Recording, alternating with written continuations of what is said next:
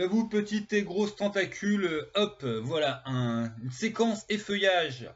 Je vous ai cassé les oreilles plusieurs fois avec le Eiffel Claw Bestiary, ouais, toujours aussi beau l'accent, des Mushmen. Et ben voilà, ils sont là, donc on va les feuilleter un peu, voir ce qui change entre la 5e et l'OSE. Spoiler, vous l'aurez tous deviné, ce qui change, c'est les blocs stats.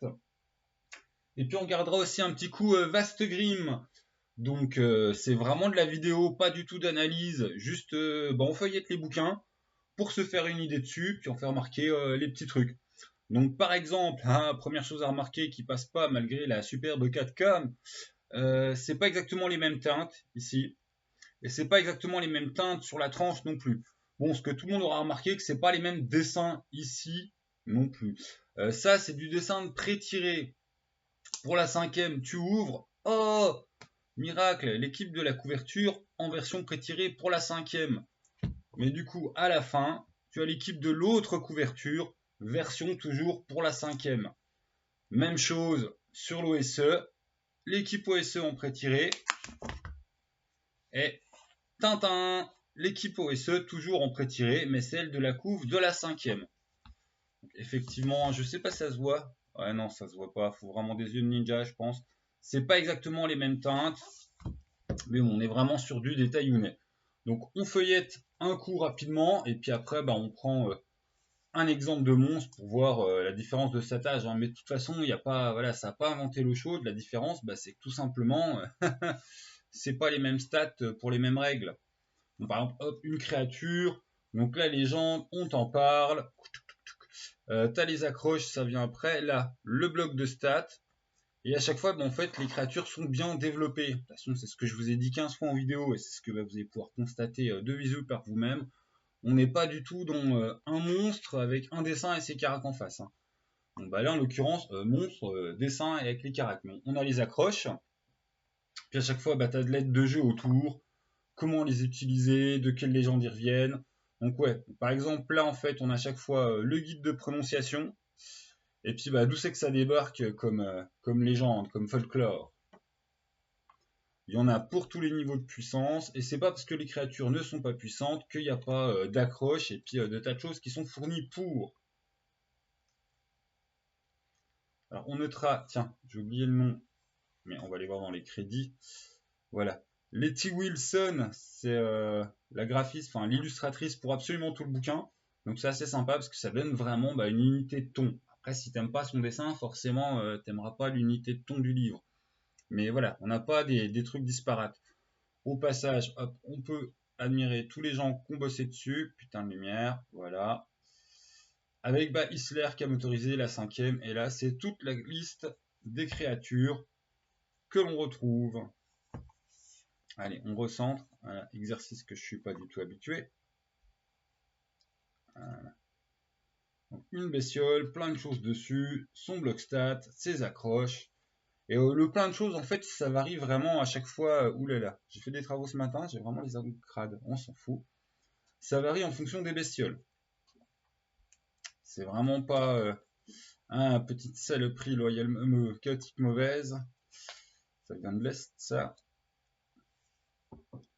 Voilà, je vais pas tous vous les faire. Il y a le Dahu qui vient de chez moi que j'aime bien, qui est un peu plus loin.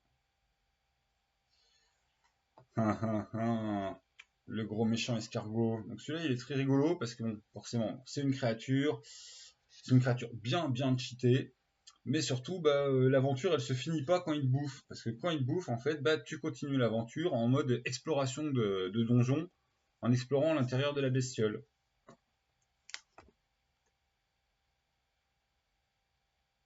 Hop, hop. Je vous cherche pour comparer. Donc on voit, c'est vraiment les mêmes plans. Ce qui va changer, c'est vraiment à chaque fois les notions techniques qu'on a dans le texte. Et bien évidemment, les blocs stats qui sont, là, on est sur du bloc stat OSE. Là, on est sur du bloc stat 5e. Mais c'est vraiment les deux bouquins ont comme, entre guillemets, seule variation, à part la couverture, que c'est pas mécanisé pareil. Sinon, c'est les mêmes créatures et les mêmes légendes qui sont adaptées. Le Dybbuk, les légendes juives de l'Est. Ouais, on a vraiment plein de bestioles. Certaines qui sont d'ailleurs beaucoup plus choupignou. Ah, je les adore. Oui, bon. Avec, mais enfin, vraiment même quand les bestioles c'est pas des trucs qui sont très puissants, on s'en fout. Hein. Par exemple, eux challenge, on est quoi sur du 1,5. Voilà, on est vraiment sur de la créature faible. Dans un bestiaire classique, bah, ça serait voilà, un demi, une demi-page, on s'en fout. Tandis que là, bah, on a tout ce qui va avec sur les accroches, comment les mettre en jeu, leur tanière, leur box stat, certes, mais aussi leur vie, leur œuvre. Ça nous vient du Brésil. Là on est dans la grosse bestiole. Quasi un truc qui est un petit peu divin quand même. Le Dahu, ça vient de chez moi. Le Dahu avec ses pattes qui sont pas de même longueur. Lui, facteur de puissance ridicule. Hein. On est sur du challenge 1 quart.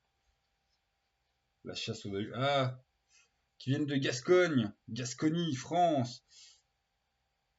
Kama et Braca.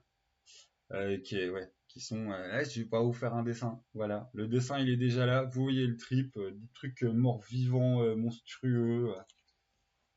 C'est Burk. Hop, avec à chaque fois les blocs stats.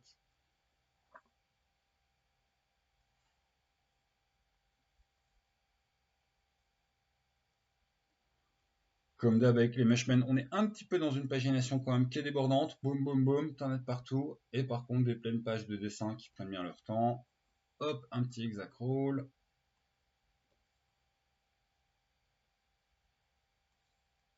C'est donc débordant de matériel pour jouer. C'est bien sûr en anglais. Puis bah voilà, je voulais vous le montrer parce que là on est pareil sur de la grosse bestiole. Hein. Vous avez vu la taille des moutons, la taille du berger. Les accroches, les stats, comme d'habitude. Ah, ça c'est du Kobayashi. Et puis oui, c'est bien ça. Kobayashi, c'est du mythe d'Allemagne. Le carrosse infernal, la velue.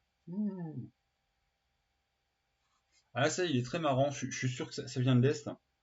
Ça doit être des paysans qui se sont fait des coups de frayeur avec les tas d'outils amoncelés à droite et à gauche. Parce que ouais, c'est ça, c'est un espèce de golem artificiel animé avec, comme vous voyez sur le dessin, tous ces outils qui donnent une espèce de forme de vie bien chelou. Donc voilà. Facteur de puissance, enfin, challenge d'un quart. Donc on n'est pas sur de la créature qui est, qui est Burk horrible, très méchante, mais on est sur du sympathique. Ah tiens, je vais vérifier un truc. Page 92.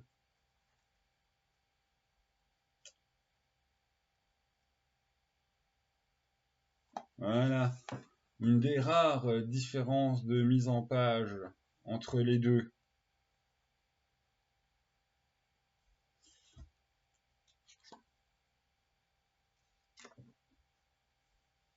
Voilà. Donc,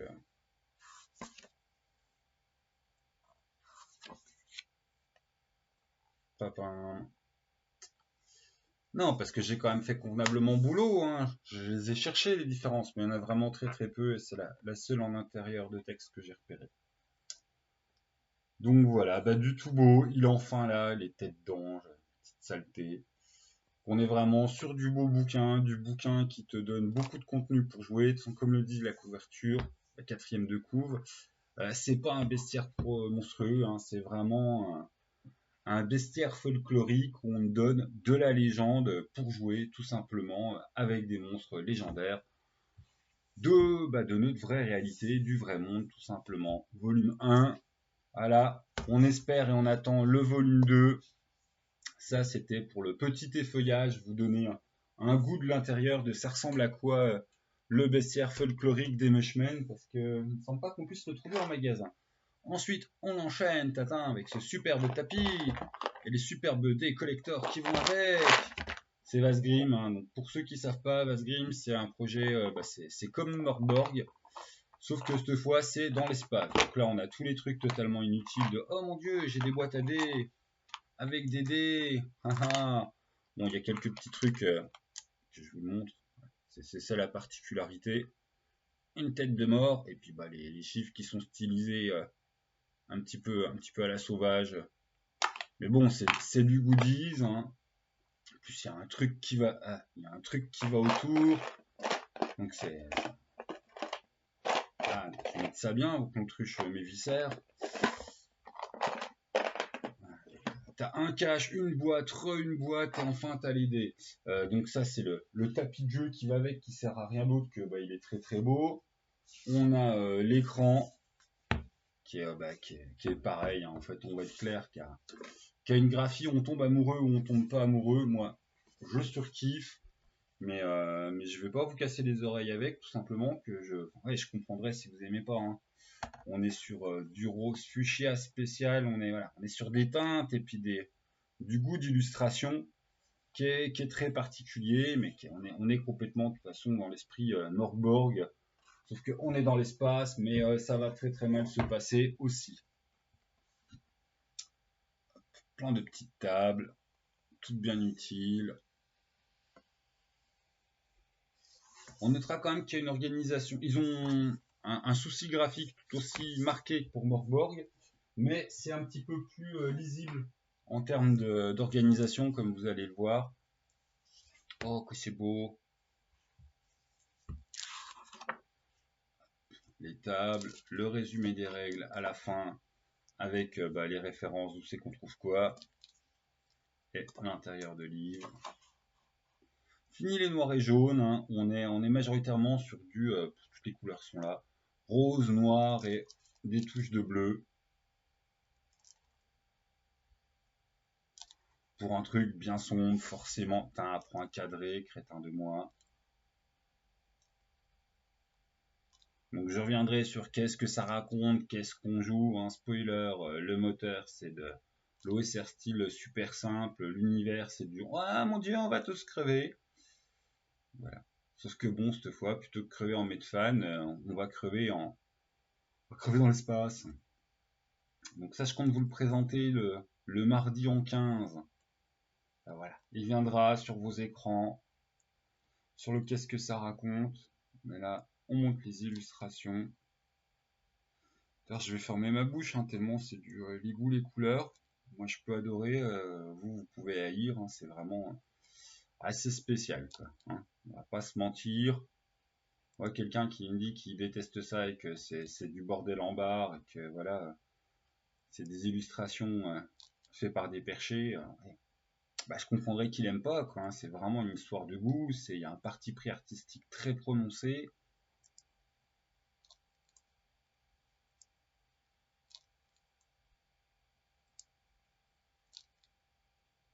Ouais, c'est un truc, on aime ou on n'aime pas.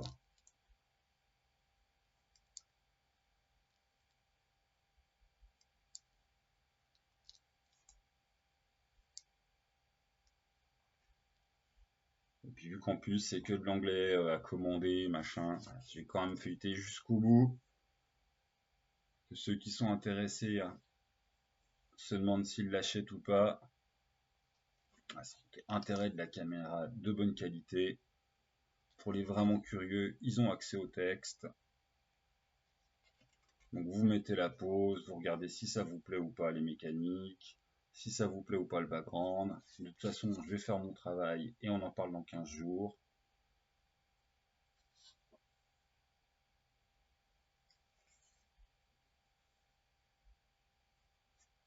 Bon, après, on voit bien aussi que c'est pas du tout la patte Mushman.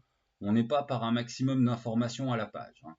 On va être clair que d'un point de vue maquette, je pense qu'on peut réduire l'épaisseur du livre par deux si on arrête de mettre des délires graphiques toutes les pages et qu'on fait quelque chose qui est centré.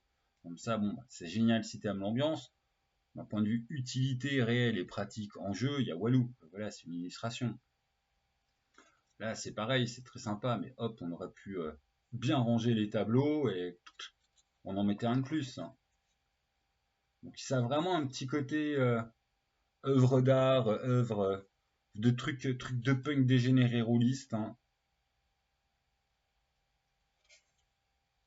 Cette espèce de spermatozoïde de l'espace chelou.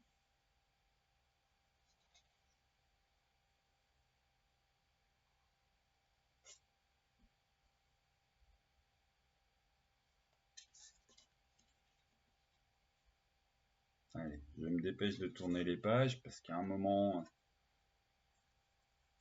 je vais juste finir par dire que des bêtises.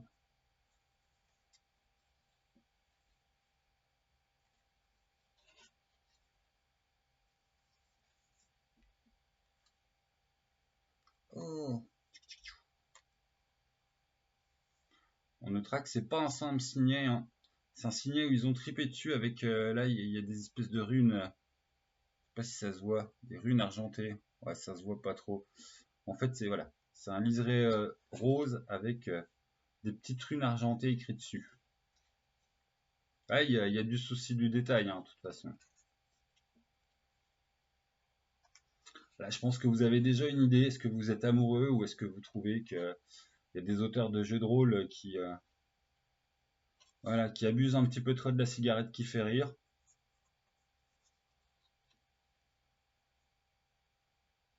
Ouais, ça, c'est pareil, c'est vraiment tellement bizarre comme agencement. On aime ou on n'aime pas. Je trouve ça superbe, mais peut-être encore une petite tête de mort perdue.